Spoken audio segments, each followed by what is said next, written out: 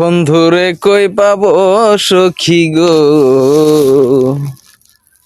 ও সখী আমারে বলো না,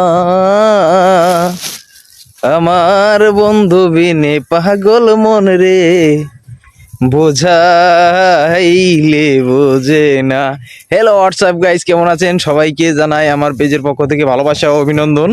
চলে আসলাম দেশের বাড়িতে, আর দেশের বাড়িতে আইসেই তো আনন্দ ফুর্তি করতেছি, মাস্তি করতেছি।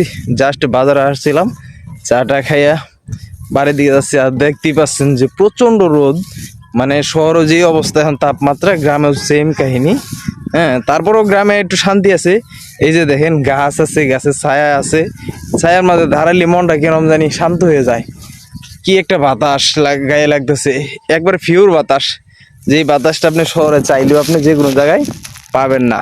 হ্যাঁ, দেখতেই তো পাচ্ছেন, এটা হচ্ছে আমার গ্রামের বাড়ি।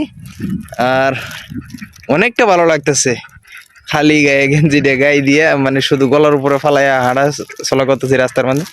আর এইরকম জায়গার মধ্যে চলাফেরা করলে অনেকটাই ভালো লাগে। এই যে আমার গ্রামের বাড়ি, দেখতেই পাচ্ছেন ভিডিওতে। মানে কি বলবো, মানে মাথাটা এতই ভালো লাগতেছে যে অনেক সুন্দর একটা পরিবেশ। আর গ্রামের মানুষের সাথে চলতে অনেকটা ভালো লাগে।